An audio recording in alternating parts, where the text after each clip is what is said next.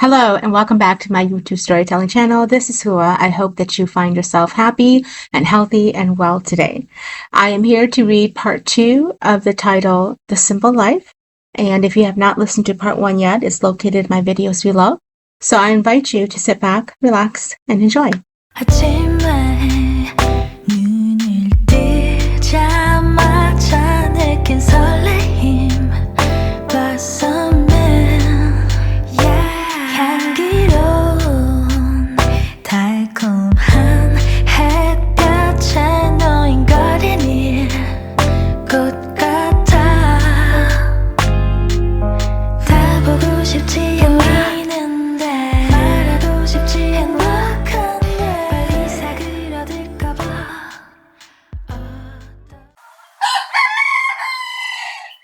The rooster crowing woke Anna, and she stirred, finding herself alone in the house. She didn't even hear when Jedidiah got up. She turned over and felt the exhaustion hit her, that it ached from deep within her soul. Inhaling a breath, she let it out and forced herself to sit up. Running her hands through her hair, she gathered herself together and got out. The sun was shining when she made it outside. The wind was little, and the heat was dying down with the afternoon approaching. Jedidiah was nowhere in sight, and she wandered to the field of flowers he'd showed her once before. She ran her hands through the petals and inhaled the fresh aroma. Her belly had begun to show, and she could no longer fit in any of her clothes. She'd started wearing Jedidiah's pants, and was waiting for her mother to send her fabrics so she could start sewing. When she neared the middle of the field, she saw what looked like a hidden spring, and she slowly walked over only to find him standing there, wearing only his pants. His top was bare, and water glistened over his muscled chest, and it was the first time she saw how long his hair was. It dangled down to the middle of his back, and his eyes gazed at her. The two of them stared at each other, unable to look away, and suddenly her mouth went dry. The sound of Baying's voice calling out jerked her awake, and she turned around, suddenly embarrassed. "I'm sorry," she said quickly. I was here for the flowers." She heard some noises, and then he walked past her fully dressed. His hair had been swept up in a high bun, and he smiled at her, his eyes holding an emotion she didn't know how to read. It was then that she saw Baying appear at the top of the hill. Jedidiah turned and caught her gaze. He suddenly reached over and took her hand in his, and they walked together to meet Baying. "Good afternoon, Baying. What are you doing here?" Jedidiah asked. Baying stared at them for a moment before she answered. "My parents are hosting a gathering this weekend, and my mother asked me to come invite you to join us. We have some guests that are coming in from the city to visit, and my father is hosting a banquet in their honor." "City?" Anna asked. "Yes, city. So come by this weekend." She glared at them once and then left as Anna pulled her hand free from his hold. He gave her an apologetic look and distanced himself from her. "You've been tired lately. Are you feeling all right?" he asked. She shook her head and rubbed her neck. "I don't know what's wrong with me. I feel like I can't get enough sleep. I'm beginning to feel some light flutters from the baby, I think. And with the child growing, I seem to be so exhausted." He lowered his gaze to her swelling belly and a smile appeared. "What does it feel like when the baby kicks you?" Anna placed her hands on her bump and smiled.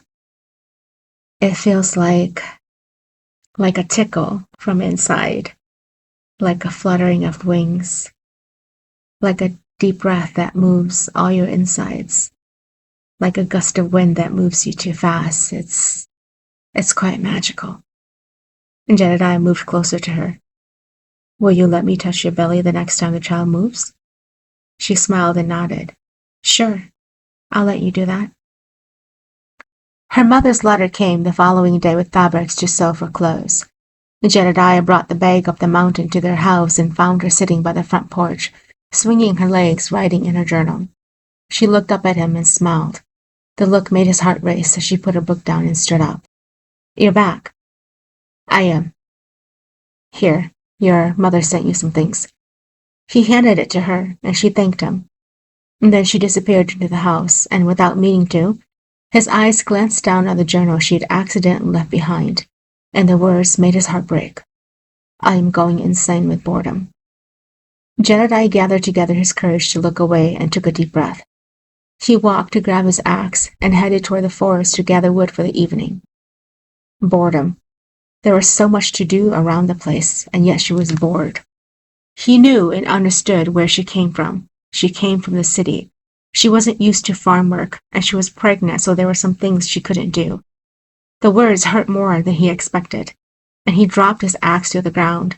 Letting out hot air from his mouth, he ran a hand through his hair, frustrated. She'd been here for a little over 4 months now, and yet she hadn't done much in terms of being a wife. He knew that she would be difficult to endure, but this wasn't something he expected to train his heart to tolerate. My darling daughter, time has escaped from us, and it's been nearly 5 months since I last saw you. Although your father was angry, he's in a better place now. He has forgiven you, and perhaps might even welcome you back if you can convince your husband to return to the city. I know it must be a hard adjustment for you as you grew up differently, but endure until you give birth. I have included a few fabrics for you to make into clothes for you and your child. Anna felt tears hit her eyes as she read her mother's words. Convince her husband to return? He would never give up this land. He loved it too much. She saw it every day when he woke to work on his land. He would never let it go. And she was going insane with nothing to do. Every day writing in her journal, and she would soon run out of pages if she kept it up. But a part of her was looking forward to the banquet this weekend. Perhaps it would lighten up her mood a bit. She put her hand on her belly and let out a breath. A small kick was felt. Pregnancy really drained her, and her body had become a stranger to her. She felt so alone, and the emotion got to her, making her cry before she actually prepared herself to. The banquet was the grandest thing she had ever seen in this village. People she'd never met came from the mountains, and she saw that Paik was even dressed finer than any other time she'd seen her. As she helped her mother finish work around the house, Anna came to sit with the women who were pregnant and watch others. Someone handed her a plate of what seemed to be wild berries, and she had a few, disliking the bitterness. She hadn't seen the honored guests yet, and she wondered who they were. The hours turned from morning to afternoon, and finally Mai and her husband, who was a tall, burly man, came out to stand before everyone. They had a plate of fruits and a few wrapped candies set on the table, with 2 chickens and a few eggs. And then Paik brought out the honored guests, and her heart sank into her lap. It was Pong and his family. They were standing together, smiling as a happy family joined as one, as she wanted to rip his throat apart. She felt her hands begin to shake, and then suddenly, Pong's eyes met hers, and his smile faded. Mai and her husband made a speech, and yet the entire time she heard nothing. Fear was now beating loudly in her chest, and she wanted to disappear. The guests were applauding as Mai wrapped up the speech, and people began to gather the strings that Paik was passing out to bless the honored guests. Anna stood up and decided to return home, when Paik approached her with a few strings. Here you go, she said as she handed them to her. Anna smiled and took them without saying a single word. As Paik walked onward, Anna discreetly discarded the strings and began looking for Jedidiah. Where was he? And then she saw her husband tying a string on Pong's wrist. But Pong's gaze was pointed at hers. Shaking, she couldn't control herself anymore, and tears began shedding down her cheeks. How could the bastard be so smug like this in public? Turning away, she felt her legs give out on her, just as someone caught her. Are you okay? Jedidiah asked. She half turned and noticed that Pong was watching her. I'm not feeling well. Can we go? Food is going to be served shortly. You haven't had anything to eat. Did you want to wait? Shaking her head, she replied, I'm not well. If you want to stay, you can. No, he said sternly. We'll leave together. Let me go bid farewell to Ting and Mai. As he turned to go, Pong came walking toward them, a smile on his face. He looked her up and down, and she noticed how Jedidiah got his body into protection mode as he stepped in front of her to block his view. Are you going to introduce me to... Who is this to you? Pong asked. This is my wife, Jedidiah replied. Laughing, Pong replied, Actually, I was asking her. I know Anna. We go way back together. Jedidiah turned his head to look at her, and his eyes carried a disturbing gaze. He fell silent briefly before he replied, Well, now she's my wife, friend. So if you have anything to ask, you can ask me. Pong smiled and crossed his big arms. Oh, the jealous type, huh? I heard you got married, Anna. I didn't realize you were interested in little boys who like to play farmers. Stop it, Anna said with clenched teeth. Leave me alone. She turned and started up the mountain. She had just gone a few steps before she felt her body being carried by strong arms. Jedidiah was carrying her, as it seemed as if he was running. Put me down, she warned. No. I need to talk to you, and you are in no position to be faster than this, so I'll do it my way. Anna felt the tension in his arms, and she knew he felt it. Anyone who was anyone with eyes could see what had happened when Pong was addressing her. When they made it to the top of the mountain and their house came into view, he put her down and glared at her. Who is he to you? Jedidiah asked. No one, she replied, and it was the truth. Why did he act as if he knew you? Of course he may know me by my name because we lived in the same city, but he's nobody to me. He gripped her shoulders. Is he the reason why you're so bored with me? Anna blinked, surprised he knew how she felt, and then it dawned on her. She stepped away from his hold. Have you been reading my journal? She asked. Answer me, he shouted. Is he the reason of your boredom with me here? No, she cried. Why are you lying to me? He shouted. He felt so frustrated as he shoved his hands through his hair, destroying the bun, and his strands fell down around his shoulders. What is he to you? Anna felt her eyes fill with tears as she let out a hurtful sob. He's the father of this child. He's the man I'd laid with, and he abandoned me because he didn't want to be tied down. He's the reason I am here with you. Jedidiah blinked, surprise filling his eyes as he glared at her, and then a single tear came down his cheek. Do you love him? Sobbing, she cried, I hate him. I hate him so much that I want to make him cry in pain. She started sobbing. I hate him. He hurt me. He destroyed everything that was good about me. I used to be able to smile and laugh, and now I can't. He made my father punish me by sending me here because he didn't love me enough. Shaking his head, Jedidiah replied, So he is the reason for your boredom with me. You can't find it within yourself to try to be happy with me, Anna? He swallowed, and then more tears came down his cheeks.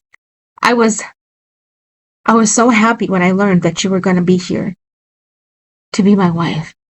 This place, it holds everything for me, and I wanted to show it to you because it now belongs to you too. And yet all you think about is the city and the life you had. I don't know any other life. How can you blame me?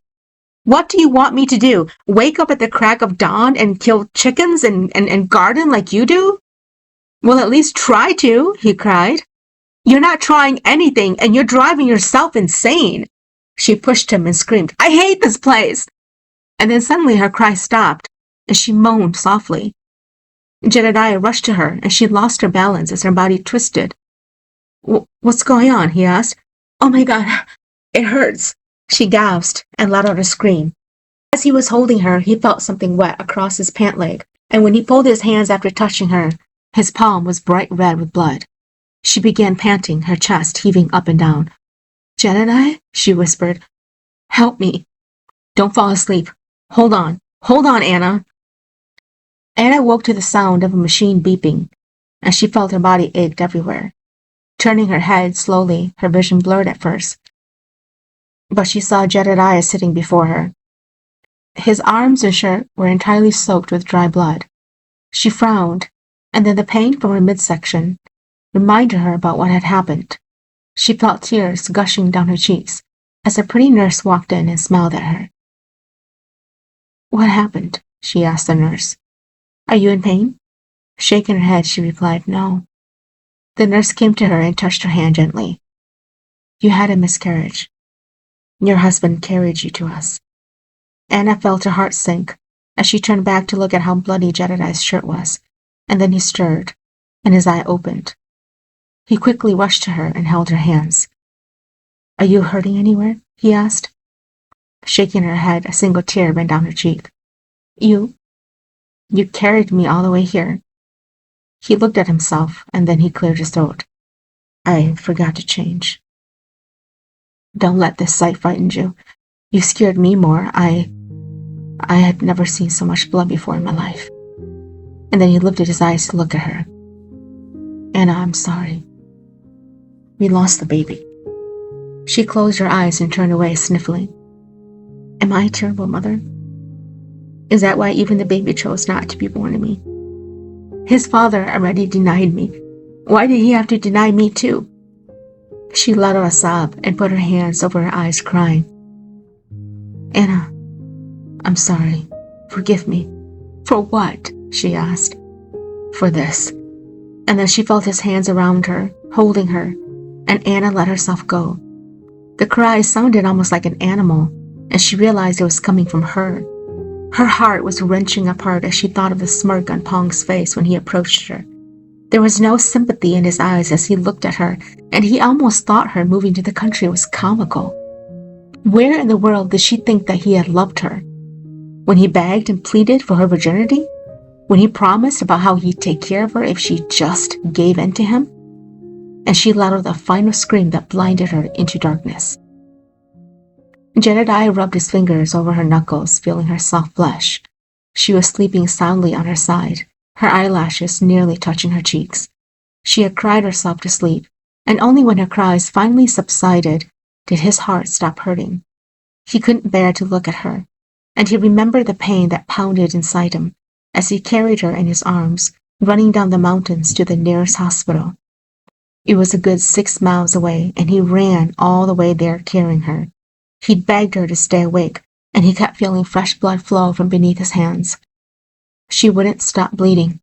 When he brought her in, the nurses and doctors rushed to him, pulling her onto a gurney and ordered him to stay behind. Surgery took almost 3 hours before the doctor came out to say the son was a stillborn. There had been complications inside the womb, and the child was no longer alive. The words left him feeling helpless as he sat there, still covered in her blood. Even when she had woken earlier and started crying, he had no words to help her. Would you like to shower before she wakes? Jedidiah turned to find a nurse looking at him. I can get you a hospital uniform to wear for the time being. At least then you're clean. He looked at himself and nodded. Yeah, I should clean up. Let her rest. I'll let you know if she wakes up. She handed him a uniform. Here, you can shower over there. When Jedidiah returned freshly showered and wearing the uniform, Anna was up sitting in bed, and a nurse was feeding her some congee. The nurse smiled as he set his dirty clothes in a bag down and came to her. I can take over. Sure. She handed the bowl to him and left the room. He came to sit down beside her and gathered a spoonful. He blew gently across the congee and brought the spoon to her. She took it, and his heart smiled watching her eat. You're so kind to me. I don't deserve this treatment, Anna whispered. Don't say that. Anna wiped at her eyes. I remember now what we were fighting about when the pain came. She looked up at him. Jedidiah, I don't know what to say. I feel so broken. He set the bowl down and reached for her to hold, hoping she wouldn't reject him. She didn't, and he held her, healing not only her, but also himself. Anna, I don't know why this happened to us, but we have to learn how to move past this. I know you love this child, but I promise I will give you another child in the future. He felt her body stiffen beneath his hold, and then she slowly pulled away from him. She looked up at his gaze. Another child? She whispered. You're not sending me away? Frowning, he asked, why would I do that? Because, her voice broke, I'm no longer pregnant. I don't have a reason to stay with you anymore. Jedidiah hadn't thought of that, honestly. And then something hit him and he asked, Do you want to leave me? She didn't answer. He shook his head. With or without a child, you're still my wife, Anna. Your place is with me. I wouldn't want you anywhere else. A tear fell down her cheek. Pong denied me. The baby left me. Does no one want me? I want you. She shot up to look at him. Do you? Even after what you saw, what I had written? Even after seeing how happy Pong was, knowing that you picked up after him? She sobbed. He hurt me deeply. I know he did. and I want to kill him for that. Anna, look at me. She turned to his gaze. With me, you never have to worry about pain. I will never hurt you. Not ever. You can trust me. He opened his arms, and she fell into him. Mai sent herbs for Jedidiah to cook for her healing body after a miscarriage, and she had warm chicken soup and hot water. She remained indoors and kept her body wrapped with warm clothing.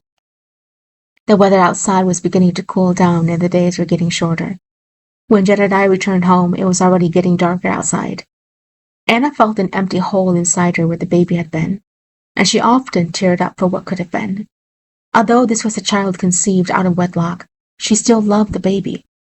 The doctor had said there were development problems leading to the demise of the child. It was probably why she had become so exhausted. Her strength was returning slowly, and by the 4th week since the miscarriage, she finally felt well enough to get up and take care of herself. All the fabrics her mother and sister had sent would now be made into clothes for her. She hadn't written to her mother about the loss of the baby. She wondered what her mother would say or even ask of her. One afternoon, when she finally finished the red dress she'd been sewing, she slipped it on and realized she'd made the dress bigger than needed. It hung loosely on her, and as she was measuring where to take it in, Jedidiah walked in from the day's work, and she looked up at him. He had a gentle smile on his face as he poured himself a cup of water. "That dress looks nice on you," he said, "although I admit I miss seeing you wearing my shirts." She smiled and laughed. "I definitely do not miss that. Guess I'll just have to get you pregnant to wear it again." The air became thick with awkwardness as the two of them paused and avoided each other's gaze. Anna saw the disbelief in himself as he weighed what he'd just said. She lowered her hands and turned away, embarrassed that she'd actually liked what he'd said. I'll get wood for the night," he turned and laughed as she remained silent. Why didn't she say anything? She rubbed her eyes and took a deep breath. Maybe he was still close enough that she could go and correct herself. As she walked out the door, the wind picked up, and she felt a shiver as she looked about the land. When she made it down the path, she saw Paik coming up with a bushel of fresh corn. She smiled as Paik looked at her with the same bold eyes as she always did. But what stopped her smile was the person trailing after her. It was Pong, and he was smiling wickedly as he wiggled his eyebrows at her. "What are you doing here?" Anna asked. "He's my cousin.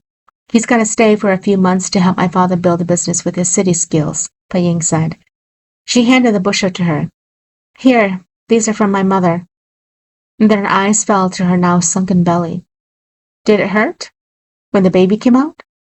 "That's rude of you to ask," Jedidiah said as he came down the hill. He took his shirt off and put it around Anna's shoulder. Then he looked at Paik and Pong. "Thank your mother for me." He took the bushel of corn in one arm and put the other around Anna, leading her up to the house. Once they were inside, he set the corn down, and she turned to him, taking that as her cue to share it with him. "I don't love him," Anna said. He stopped and turned around to look at her. "Pong, I don't love him. You don't have to worry." "I never did," he replied. She cleared her throat. "It was a mistake. One I wish I could take back. I regret it deeply. He took advantage of my innocence, and he lied about everything to get it. I was so stupid to have believed him. I hate him." He let out a deep breath. "Anna, you don't have to explain anything to me. I hate him too. I hate that he knows you in places I've yet to even see. But mostly I hate him because he hurt you and abandoned you. When I look at him, all I want to do is kill him. He left you when you needed someone the most, and he shows up looking all smug. I want to wipe that smile off his face." Anna swallowed down the pain what Pong had said to her last, and she covered herself with her arms. "He said I wasn't good." Her voice broke. He said I should have just hung myself." Jedidiah cursed underneath his breath, and he reached her in 3 strides, gathering her into his arms and pulling her toward him. "I'm not asking for permission this time. I'm taking away his memories and giving you life with myself." He closed his lips around hers, gently parting her open and taking in her breath into his soul. She felt on fire as he kissed her and she lost her balance. He picked her up and guided her legs to wrap around his waist as he held her tightly in his arms. When he finally pulled away, he was breathless as he looked up at her. "I want to do more," he whispered against her cheeks, "but I know your body is still recovering. So I'll wait until you ask me, Anna. Never doubt how good you are. You were just with the wrong man." A body after losing a baby was something Anna had to learn how to recover from. At night, she'd wake still feeling as if she felt something kicking inside her. When she placed her hand on her belly and no longer felt the hardened bump, tears filled her eyes. Although conceived through a mistake, she still loved the child as it belonged to her. Jedidiah hadn't touched her since that one night where he kissed her. She'd had a lot of time on her hands to think and compare between the two men who had given her kisses. Pong had been impatient, taking for his own greed and pleasure, while Jedidiah had been gentle and loving, waiting for her to act. After her interaction with Pong that one afternoon, she had avoided going out when Jedidiah wasn't home. She had heard through the grapevine that he had been helping Mai and her husband set up shop for a business. She hated that he was just down the mountain from her. He had known about her miscarriage through Paik, and although they hadn't talked about it, she saw how happy he had been to know that his own seed hadn't survived. One afternoon, 2 months after healing from her miscarriage, she found herself in the flower field, sitting and facing the south wind that blew across the earth. Her body had finally returned to its normal state, and she felt more like herself than she had in months. She heard footfalls behind her, and she expected to find Jedidiah, but when she turned around, it was Pong. He was walking toward her with a dark glare, and she stood up immediately, fear rushing through her veins. "What are you doing here?" she asked. "I heard Paik tell me about the loss of your child." "Are you sad?" Pong asked. "Of course I am. That was my child growing inside of me. Only a monster would have no feelings of remorse." Smiling, he replied, "Guess that makes me a monster then." He stepped forward. "You look good. Better than before. And I guess marriage agrees with you. But why is it that Jedidiah looks like he's more in love with you than you are with him?" "Let me guess." He put a finger to his lips and an eerie grin appeared. "You can't stop thinking about me and the time we had together, right? Does he make you feel as good as I did?" Tears filled her eyes as she cried, "I hate you." As she turned to go, he raced to jerk her around with his hold. When she tried to break free, he reached around to hold her tightly in his arms, gazing into her eyes. He was smiling, enjoying himself as his hands tried to touch her in places he had no right. She brought up her knee and jammed it between his legs. He let out a sound of pain and let her go instantly. Anna turned and began running toward home. She heard him chasing after her, and she hoped that Jedidiah was around somewhere. Pong was screaming out her name, and she felt her lungs were ready to burst as he grabbed a handful of her hair and yanked her back. She collided with the hard ground as she fell. As he came to her, the sound of Jedidiah's voice caused the thunder to crack above them. When Pong looked up, Jedidiah's fist connected with his jaw, causing a tooth to fly out. Crying out in pain, Anna stood and ran to her husband, clutching his shirt as Pong stumbled to stand. Blood dripped out of his lips as he walked to them, his jaw clearly broken as he spit out a mouthful of blood. "She's not any good," Pong said. "I've already had her. She's damaged." Pong took his shirt off and placed it around her, his muscles expanding with anger as he stepped forward. Why would she feel anything with this scared little boy? Pong's eyes darkened. "What did you call me?" "You're nothing but a scared little boy, Pong. Go home and cry to your mom. You don't belong here, and you do not belong in my wife's mind or life." Laughing, Pong cried, "I've been in your wife's life. In fact, she bled out the life I gave her." Jedidiah held his fists together, ready to step forward. "No, don't," Anna cried. "He wants you to hit him." Smiling, Pong replied, "Oh, come on, Anna. Let him have some fun with me so I can rightly clean out his life. An orphan like him doesn't scare me. He has nobody to protect him." "I have the universe," Jedidiah whispered. "The universe is my witness, and right now the sky is already crying at what you've done. The land is my brother, and it is recording every single thing you've ever done wrong.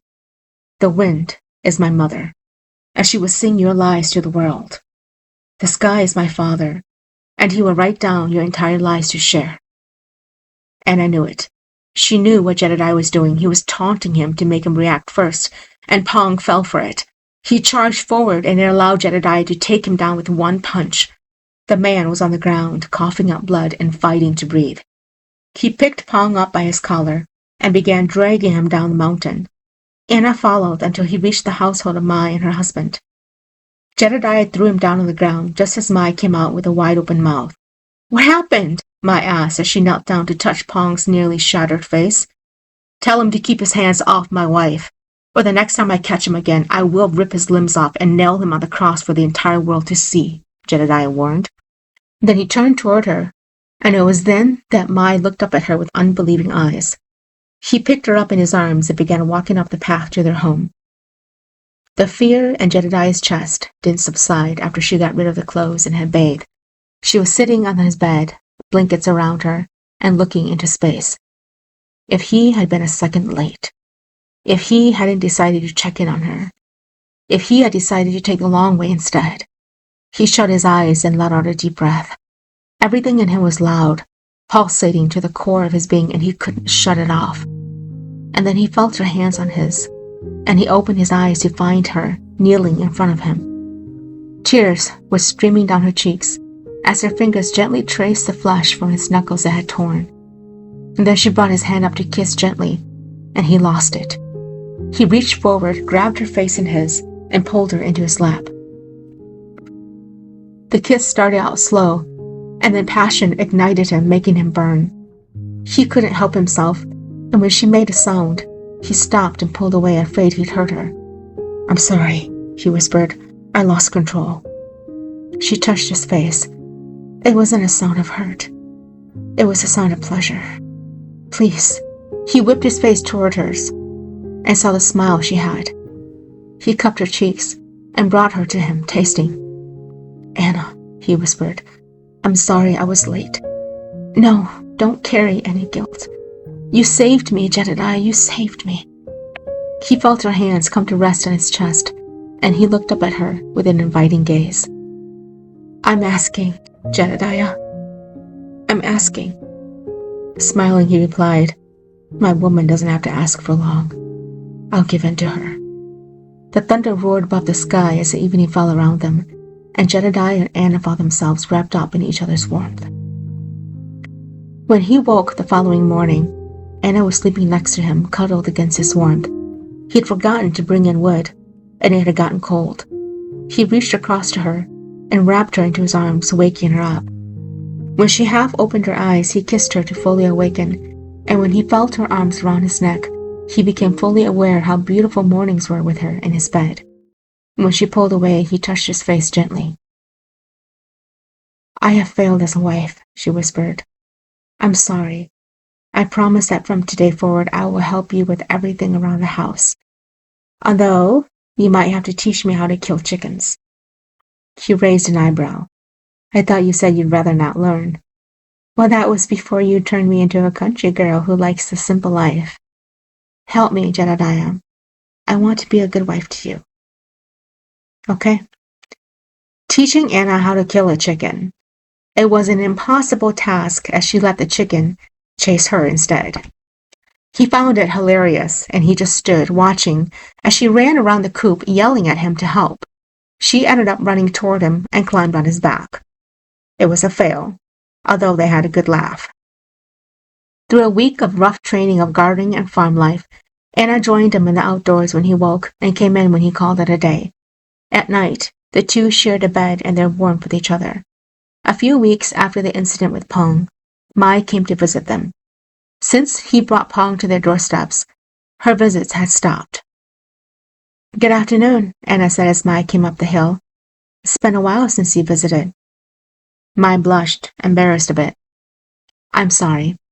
I have been dealing with something, and I think you both know what it is." "I don't blame you," Jedidiah said. "I know," Mai said with her cheeks flushed, "but I still blame myself, as I never opened my eyes to see the truth. That day when you brought Pong back, he denied everything and wanted to create problems for you. But he let something slip out that I never noticed." Jedidiah crossed his arms. What? Mai turned her gaze to Anna, and her eyes filled with tears.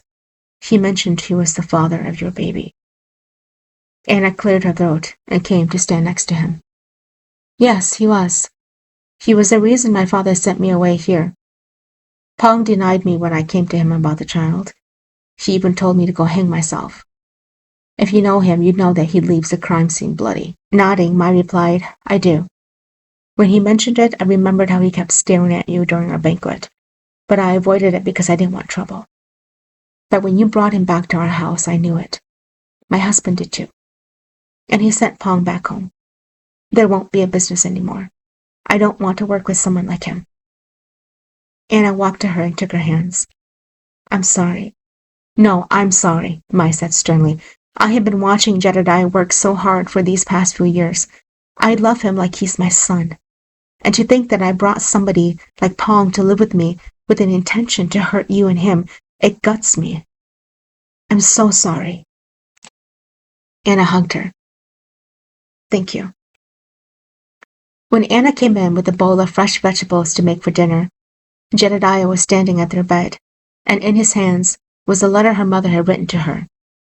Her smile faded as he walked to her and asked, Will you convince me to move to the cities? She set the bowl down and shook her head. No, I would never ask that of you. Are you not mad that I read your letter without you knowing? Shaking her head, she replied, No. You are my husband. I should have told you. But this was before you and I understood each other like this. Are you still bored here with me? He asked. Smiling, she said, How can I be bored now? You barely let me sleep at night. A ghost of a smile appeared on his face, and she came forward. I don't want to do anything else but live here and be with you, Jedidiah. And what else? He asked as he came forward, his eyes already heavy with heat. What else will you be doing here with me? She bit her lower lip. I don't know. What do you want me to do? His gaze fell on her lips. I have a lot of ideas, but one of them involves you wearing my shirt again, because your belly is swollen with my child. Thank you for tuning in. Chapter 3 will be out shortly.